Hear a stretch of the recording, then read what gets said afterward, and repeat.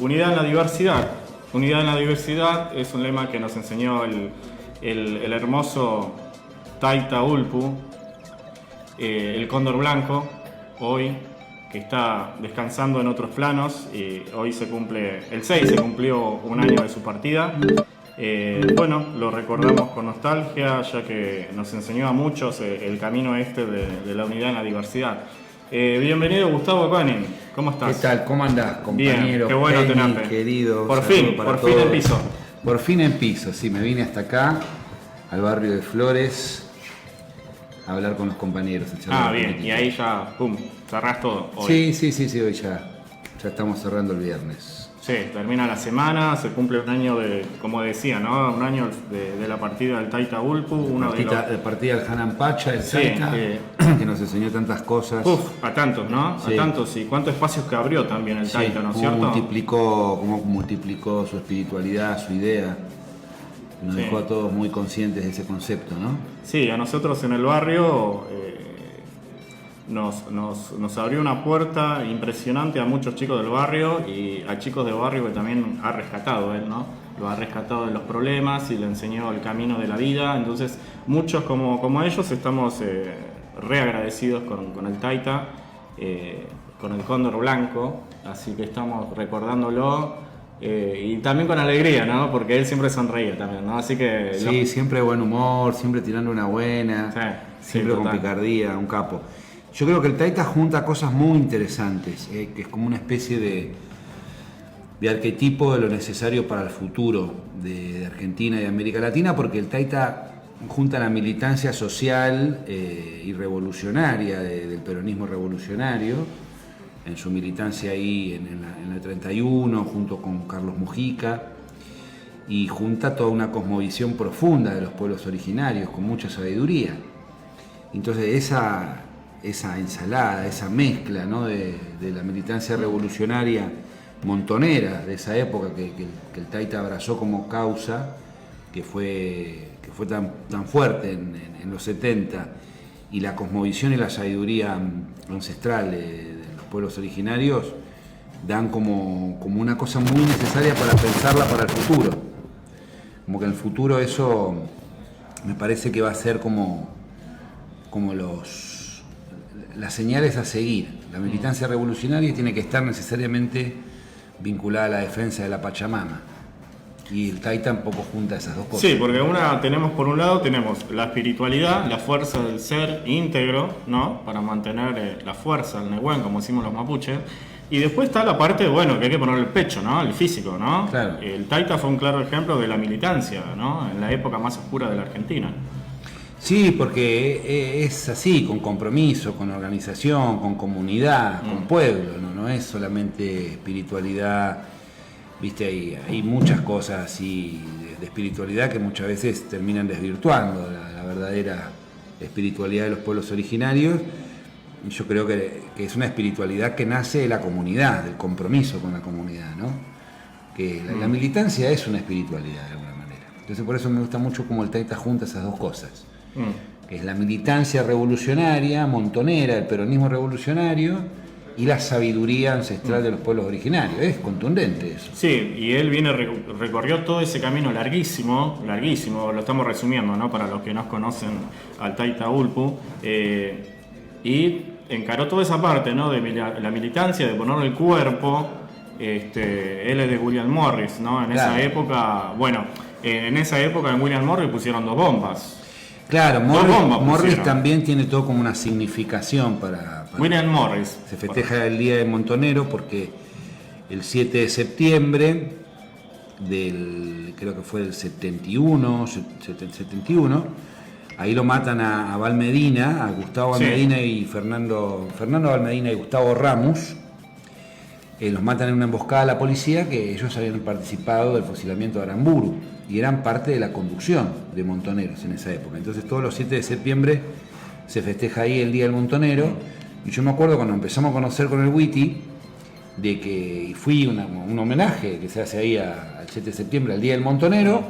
Y claro, y veo un montón de locos con unas trenzas largas, ¿viste? Unos morochos. Claro, pero bien andino y andando en skate. Era como andino urbano. Claro. Eran como skaters andinos y montoneros, era una cosa re loca. Claro. Y ahí en la esquina del bar La Rueda, y al final el taita es el que ha garantizado siempre ser el que organiza ese homenaje, ¿viste? Ahí en Morris. Morris también tiene mucho que ver con mi historia, yo viví de chiquito en Morris ahí, yo viví hasta los 4 años en Morris, hasta los 6 en realidad. ¿Hasta qué año? ¿Te recordás eso o no? Y hasta el 82, 83. Hasta el 82, 83, bueno, éramos vecinos. Mira, capaz que nos conocemos ahí. Yo soy del barrio de Santa Clara. Dos potencias se saludan. Jugábamos a la bolita, capaz. ¿Viste? Al carnaval, porque en esa época tirábamos como mucho, ¿te acordás? Seguro. En las épocas de cuando los barrios eran barrios, ¿no? Y se podía disfrutar de los vecinos en paz. Sí, había una cosa más. La gente estaba en la vereda, le gustaba compartir. Después nos fueron metiendo para adentro con la inseguridad. Y en esa época, bueno, empezaron a aparecer las rejas, ¿te acordás? Que todo el mundo empezaba a poner rejas, 82, 83, para arriba, reja por todos lados, y yo era chiquito y yo no entendía por qué. Mamá, ¿por qué ponen reja en la puerta? Todo el mundo no entendía. Ahí empezó el individualismo y el neoliberalismo empezó poniendo rejas en los barrios. Sí, metiendo el miedo, ¿no es cierto? Como hacen el trabajo que hacen siempre. El miedo al otro, la reja, el meterse para adentro, después vino la inseguridad, después vino la tele, después vino el plasma, el celular, cada vez más para adentro, ya después ya no sabemos hablar con uno con el otro.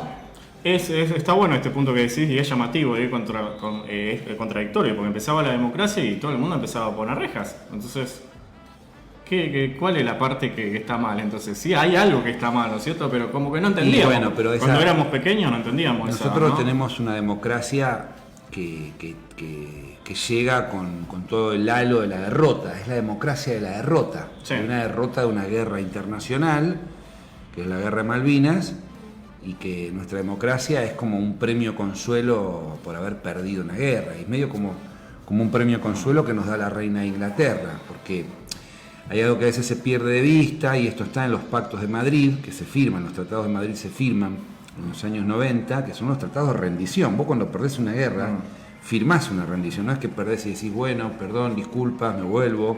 Sí, y además hay que poner la torta después. ¿no? Y aparte, el país perdedor es obligado a adoptar un sistema de gobierno, como ha pasado en varias guerras. Claro. Y el sistema de gobierno al que fue obligado a la Argentina es el sistema de gobierno de este tipo de democracia representativa, demasiado superficial, que no tiene representatividad popular, y que claramente necesitamos una democracia más profunda, digamos. Nada más que ahora tenemos una democracia muy vinculada al modelo de la socialdemocracia de Margaret Thatcher, de Ronald Reagan, que eran modelos de democracia muy dependientes del poder económico, ¿no? Eran democracias medio ficticias, medio de cartón, para que las grandes empresas puedan hacer lo que quieran y que vos te quedes tranquilo porque votás cada 4 años.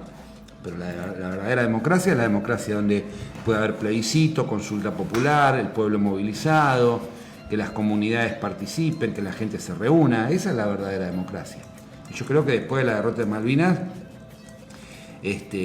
la democracia fue como una democracia condicionada, porque ¿qué clase de participación popular puede haber cuando te acaban de arrancar un pedazo del territorio?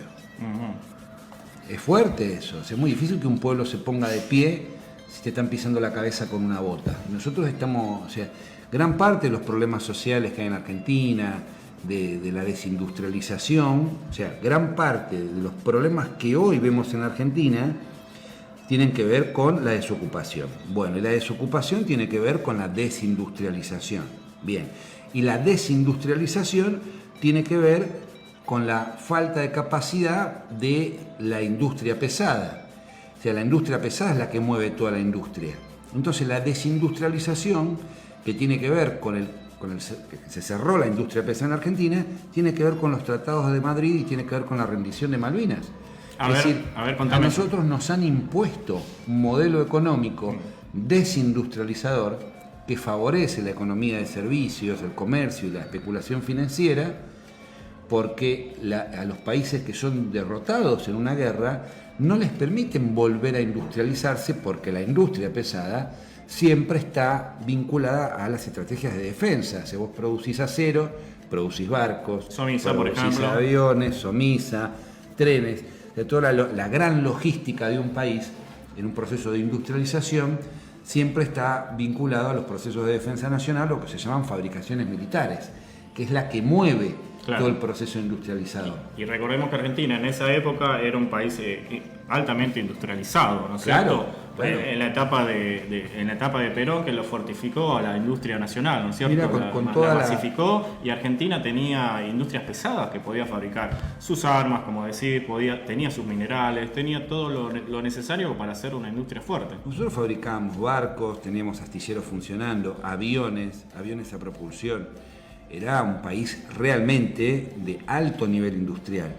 Ni siquiera la dictadura genocida y financiera pro-norteamericana pudo destruir el grado de desarrollo industrial que se llevó en Argentina. Ni siquiera ellos pudieron, porque también algunos negocios industriales, algunos milicos los cuidan solamente porque están vinculados a sus propios bolsillos. Sí. Pero el tema es que tenemos que entender que el proceso de desindustrialización de la Argentina está vinculado a la derrota de Malvinas. Y es la desindustrialización la que generó la desocupación. Y es la desocupación la que genera la pobreza. Es la pobreza la que genera la inseguridad. Y es la inseguridad la que genera las rejas. Recordemos que recuerdo a todos que Gustavo es sociólogo además, y estamos analizando las verdaderas razones, ¿no es cierto? No solamente las inversiones que van y vienen, que eso es algo que fluctúa, ¿no es cierto? Pero acá estás hablando de fondo, ¿no? ¿Cuáles son los problemas realmente de fondo de la Argentina? Mirá, vos lo nombraste recién, y el tema de las inversiones es un tema que hay que prestarle mucha atención. Yo el otro día estaba en una reunión, yo participo y colaboro en los equipos técnicos en la Comisión de Defensa del Partido Justicialista.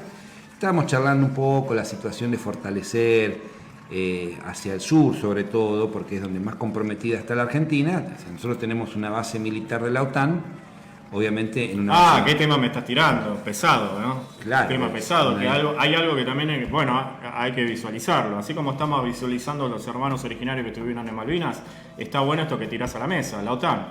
Claro, hay una base militar de la OTAN a 500 kilómetros de la Argentina, en el territorio usurpado, es un territorio argentino que está usurpado por Gran Bretaña, y Gran Bretaña no es que tiene ahí gente viviendo, los Kelpers son gente que toma el té. Gran Bretaña lo único que quiere tener ahí es tener una base militar, que es una base militar de Inglaterra y sus aliados, es decir, de la OTAN, la Organización del Tratado Atlántico del Norte. Ahora, si vos sos consciente que hay una base militar de la OTAN en Malvinas, tenés que imaginarte que hay ahí, y en una base militar hay misiles posiblemente con ojivas nucleares, misiles, digamos, de mediano alcance, porque tampoco estamos tan lejos de Malvinas. Ahora, esos misiles no están apuntando para cualquier lado. Esos misiles están apuntando hacia el territorio continental de la Argentina, porque decir que están apuntando hacia la Argentina sería una contradicción, porque esos misiles están en la Argentina. Apuntan al territorio continental los misiles que están en Malvinas. Claramente. Y el mes pasado Londres envió un cargamento pesado a las Islas Malvinas. Claro, porque... y no mandó víveres, no mandó agua, no mandó fideos. No. A la gente hay que dejarle claro esta información, que tenemos una base de la OTAN acá nomás en las Islas Malvinas, con misiles apuntando hacia la República Mirá, Argentina. Sí, hay tanta gente que se indigna porque Vladimir Putin...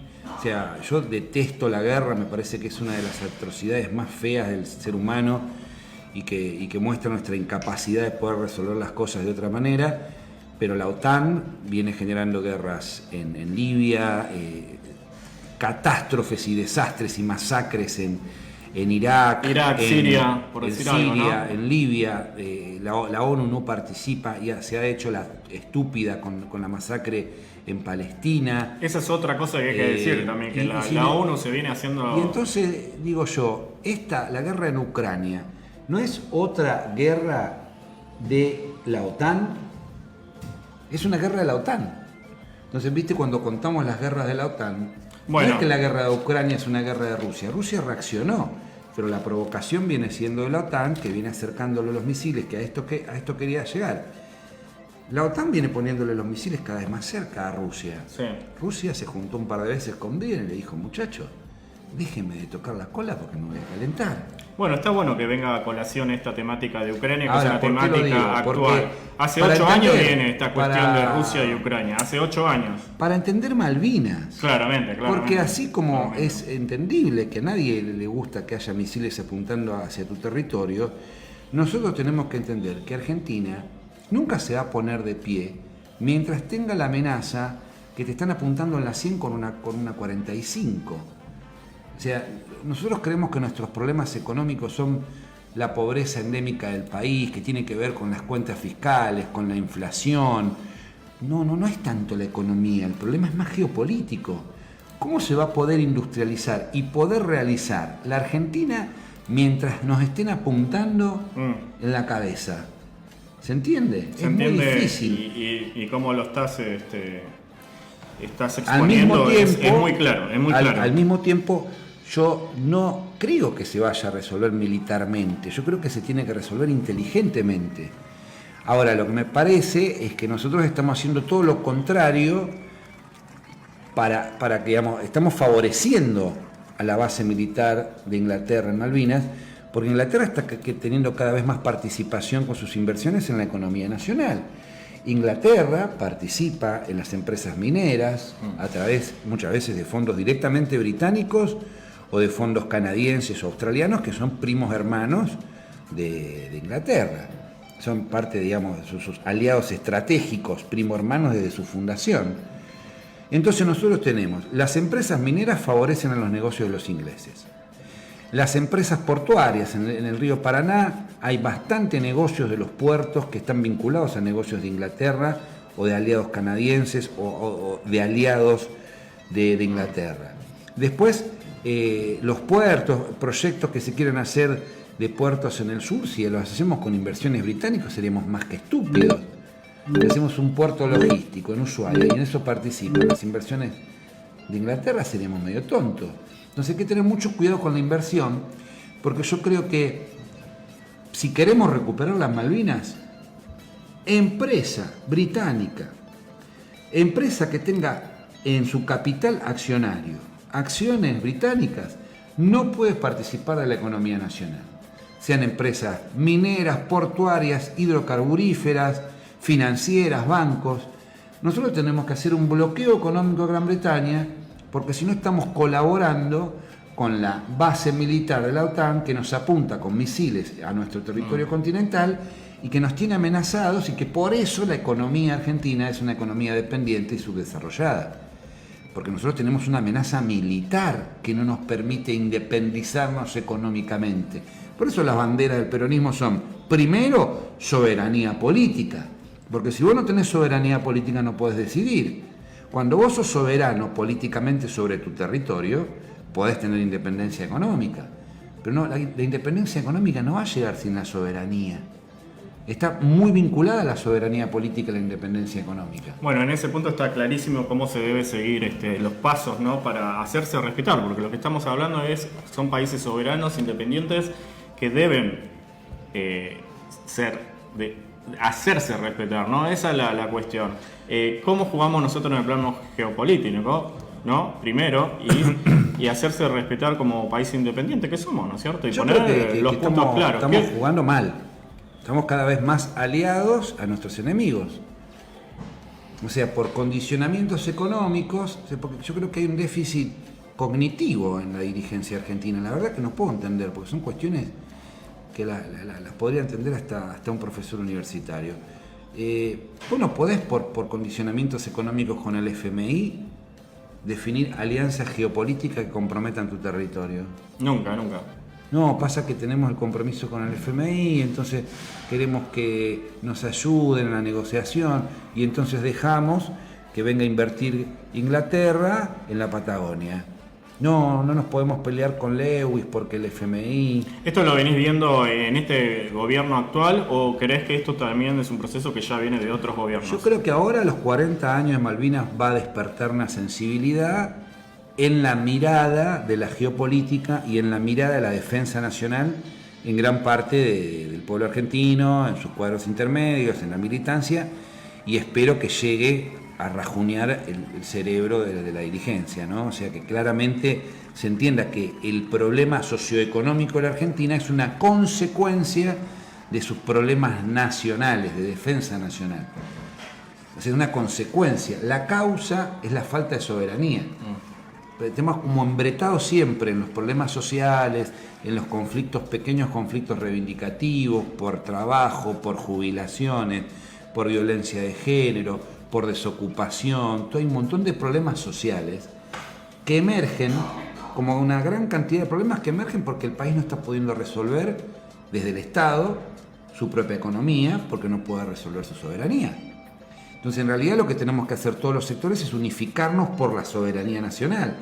Y en vez de estar peleando los pelados por un lado, los que quieren por la jubilación, los jubilados, los desocupados por esto, las mujeres por esto, los jóvenes por lo otro, y todo con un montón de reivindicaciones dispersas, todos deberíamos darnos cuenta que cualquiera de esos derechos que estamos reclamando, lo estamos reclamando al Estado argentino. Y si el Estado argentino tiene que cumplir esos derechos que estamos reclamando, el Estado argentino tiene que ser un Estado soberano. Si no, ¿a quién le estoy reclamando las cosas? ¿A la ONU?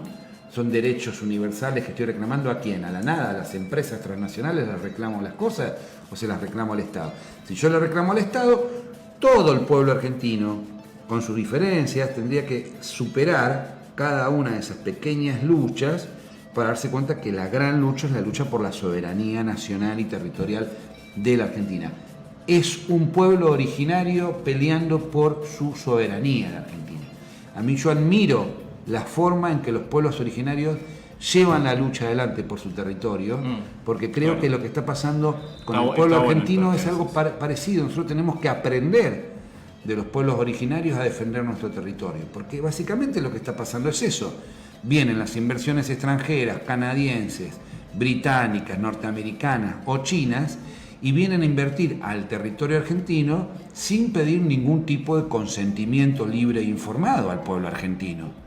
O sea, la ley del consentimiento libre, previo e informado que se aplica a los pueblos originarios, también los argentinos la necesitamos para las inversiones extranjeras, porque las inversiones extranjeras no nos preguntan mucho a los argentinos dónde invertir, cómo se van a llevar la plata, qué van a contaminar, si contaminan todos los ríos, no nos preguntan nada. Está bueno esto que decís, ¿no? Que el pueblo argentino, la persona no sabe de qué se está hablando cuando se habla de una inversión, no sé, canadiense, ¿no es cierto? No se le consulta. Eso es una gran verdad, ¿no? Bueno, hiciste la comparativa a pueblos originarios. Pueblos originarios, cada vez que está reclamando algo, está reclamando en su derecho propio, ¿no? Defendiendo su territorio y siempre poniendo el territorio como lo más importante para ellos, ¿no es cierto? Ahí tenemos un ejemplo claro de pueblos originarios, cómo hay que seguir todo el proceso también de esta lucha, ¿no es cierto? Nosotros tenemos que entender, aprender y estudiar por qué los pueblos originarios defienden su tierra de esta manera,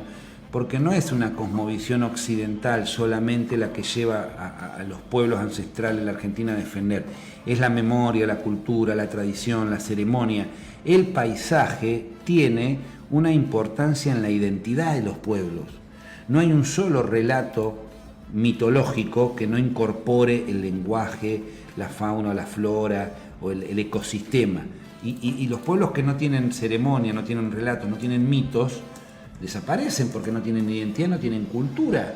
Entonces nosotros tendríamos que aprender de los pueblos originarios de que el territorio no es un pedazo de montaña que se puede monetizar en cuánto cobre alberga el Cerro Famatina o cuánta plata podemos sacar del río Paraná para tener mayor comercio exterior. Más vale que tiene que estar el comercio exterior en manos del Estado, pero también tenemos que entender que el río Paraná es un río y que tiene derecho como río, ¿no? Como entidad río, entidad espiritual, a existir. Esto es interesantísimo. Mirá qué interesante sería que desde la cosmovisión de los ministerios de ambiente sea una cosmovisión ancestral. Entonces se defiende el territorio no solamente por cuánta plata nos conviene manejar este cerro, esta montaña, sino también porque hay pueblos ahí que han crecido y se han formado en ese paisaje, y ese paisaje es parte de su identidad, de su cultura, de su lenguaje.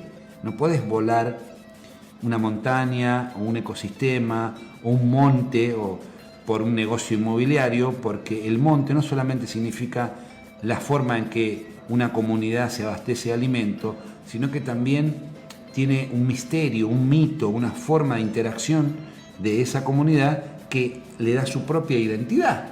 Y sin identidad, la indigencia de símbolos es peor que la indigencia de alimentos.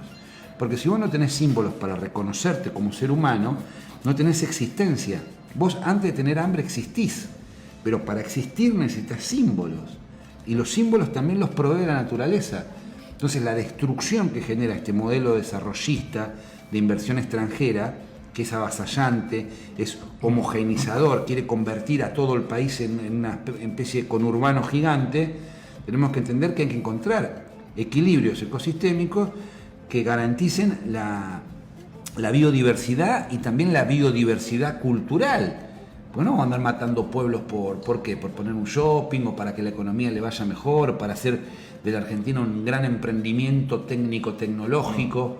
Lo importante es que lo más rico que tiene la Argentina es su diversidad popular, las distintas culturas, pueblos, lenguas, historias, memorias que hay en este lugar. Y eso es lo que deberíamos cuidar. El tema es que estamos muy imbuidos en esta cultura occidental, en este paradigma occidental que es tan cosificante, tan materialista, y entonces lo que hay que romper es justamente ese paradigma. Por eso lo raro es que la dirigencia peronista no haya entendido el mensaje espiritual de Juan Domingo Perón, cuando justamente él, desde la comunidad organizada, que en los primeros textos del peronismo dice: el principal problema que tenemos en el mundo es el materialismo.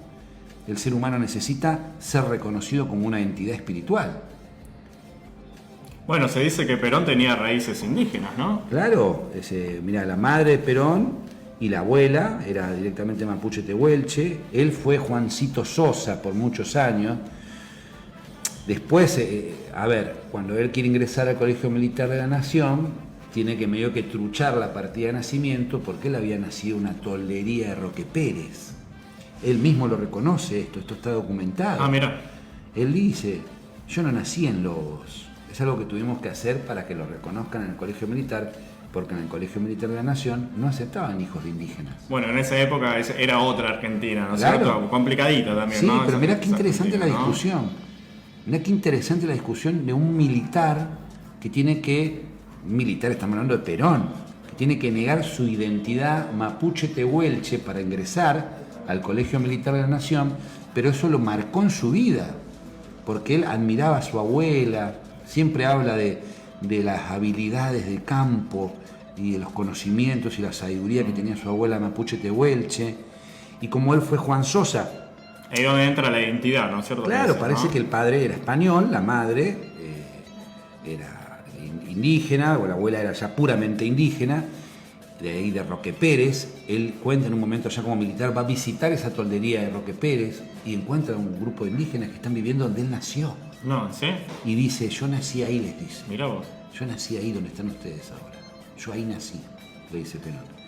Mira, yo creo que hay una profunda relación en Perón con los pueblos originarios que no está bien estudiada, porque el 17 de octubre él habla de la madre tierra, el 17 de octubre ya habla de la madre tierra. Scalabrini Ortiz, cuando hace esa descripción poética alucinante del 17 de octubre, dice: es el espíritu de la tierra sublevado. Dice, habla del espíritu de la tierra, Scalabrini Ortiz. Bueno, esto es interesante lo que decís, porque después de Perón, todos los gobiernos, todos los presidentes que vinieron, nada de nombrar la tierra, nada de nombrar a la abuela indígena. Creo que, si no me falla la memoria, ningún presidente hizo una alusión a pueblos originarios. Nunca más. Nunca más. Está poco estudiado. Algo he estado investigando, escribiendo sobre el asunto, pero mirá qué interesante también si lo vinculamos al tema del peligro nuclear, ¿no? El 6 de agosto de 1945, estoy hablando de un mes y monedas antes del 17 de octubre, el 6 de agosto y el 9 de agosto de 1945 son las fechas de Hiroshima y Nagasaki. O sea, era la primera vez que la humanidad sufrió un ataque atómico. Murieron 200.000 personas en 2 minutos.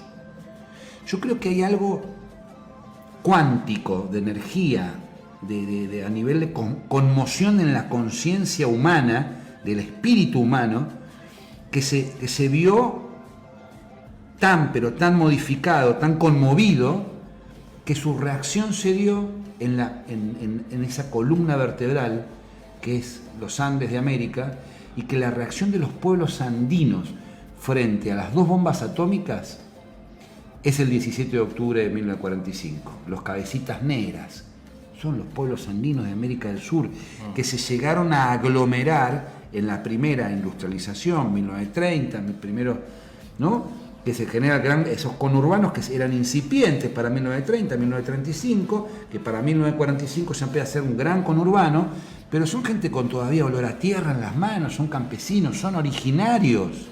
Los cabecitas negras son pueblos originarios. ¿O por qué te pensás que le decían cabecitas negras? ¿Entendés? Porque son diaguitas, porque son collas, porque son mapuches, porque son tehuelches, porque son comechingones, porque son mocovíes.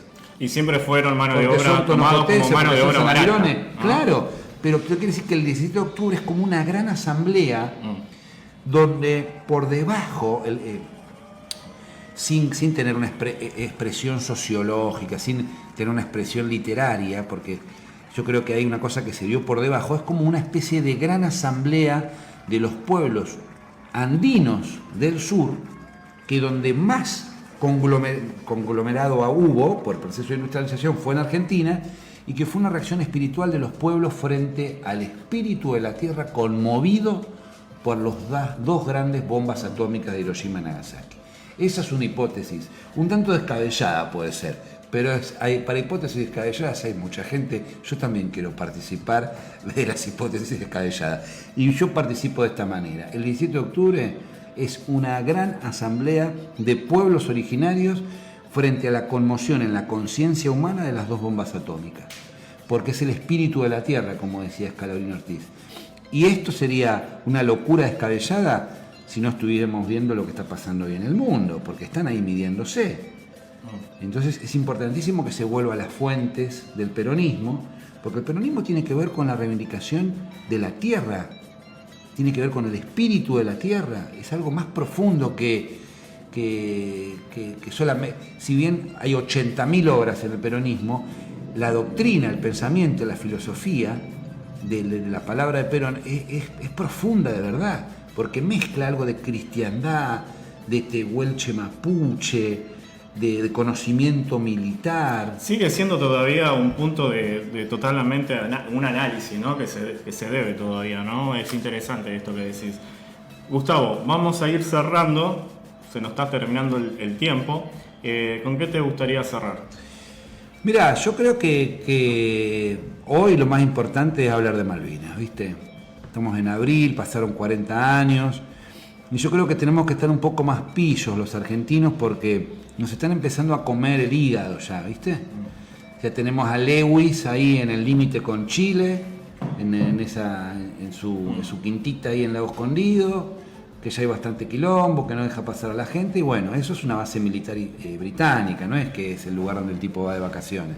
Yo estuve ahí, y yo vi una base de inteligencia militar. Yo te digo, lo del Bolsón, de Joe Lewis, es una base de inteligencia militar. Tranquilamente. Es eso. Tranquilamente. No tranquilamente, no. Es eso, yo lo vi. Es eso tranquilamente. Lo que vi. El tipo tiene su Pero mansión. Claro, eso se cae de Maduro. Eso se cae de Maduro. El tipo tiene la mansión frente al lago, y cuando nosotros caminamos, porque fuimos por el camino de Tacuifí, sí, pasamos por enfrente de la mansión porque no queda otra, y había todo un salón espejado con computadoras, así como una especie de salón con todo vidrio. O sea que si llegaste a ver la trasluz. Sí, todo computadoras, es un centro de inteligencia. En la otra punta del paralelo 42, Lewis tiene un aeropuerto, el aeropuerto de Playas Doradas en Sierra Grande, un aeropuerto que tiene las dimensiones del aeropuerto de acá de Jorge Newbery, o sea, es para aviones grandes. Y la latitud y longitud en donde se encuentra eso no es moco de pavo, porque está cerca de la frontera, ¿verdad? Está Joe Lewis, tiene un aeropuerto frente al mar y una base de inteligencia límite con Chile. Somos medio boludos nosotros, no nos damos cuenta que eso es una jugada de Inglaterra para empezar a copar la Patagonia. Decía, ¿qué tenemos que esperar para darnos cuenta? Que se pudra el rancho entre Rusia y Estados Unidos y que se empiecen a mover los portaaviones para acá para que nos caiga la ficha.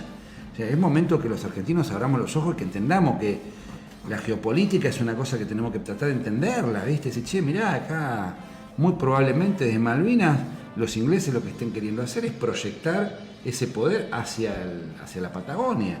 Y es momento de tomarse las Malvinas no como una cuestión histórica, sino como una cuestión del presente. Empezar a analizar cuál es la consecuencia hoy de tener el territorio de Malvinas usurpado por la OTAN. Bien. Clarísimo que la OTAN nos está rodeando, sí. Clarísimo. Podríamos seguir hablando, pero lo vamos a dejar para otra salida. Vendremos otra vez. Seguimos con Volveremos. el tema de la geopolítica y también el análisis de esta sociedad, ya que sos sociólogo, entonces podemos hacer una buena conversa y analizar y divagar y bueno, y hablar los temas que hay que visualizar, ¿no es cierto? En este caso Malvinas, ¿no es cierto? Donde también estuvieron los pueblos originarios participando. Y bien, como estuvimos hablando recién con el entrevistado Bernabé de Iruya, Salta, que nos comentó que sí, que bueno, que hay hermanos que no están siendo reconocidos como veteranos de guerra porque no estuvieron en las islas, porque estuvieron en territorio continental. Eso es un problema, una gran injusticia, también. Pero aparte, ¿sabes qué? O sea, atrás de eso está la sutil diplomacia cultural británica. ¿Por qué? Porque todo lo que te decía antes, si reconocen los veteranos del continente como teatro de operaciones del Atlántico Sur, TOAS, que son como se reconocen los veteranos del continente, tenés los TOAS y los TOM, Teatro de Operaciones Malvinas, Teatro de Operaciones Atlántico Sur. En realidad, cognitivamente, pedagógicamente, si no reconocemos que se peleó un continente, no reconocemos al continente como parte del problema de Malvinas, claro, sino reconocemos la Patagonia. Claro, totalmente. Ahí hay que estar pillo, como son decís. Son los soldados de Malvinas que estuvieron en la Patagonia. Entonces, sí. ¿Por qué no lo reconocen? Porque no quieren reconocer a la Patagonia como parte del problema de Malvinas. Ahí está. Lo escuchaste, lo viste en lavecindadradio.com.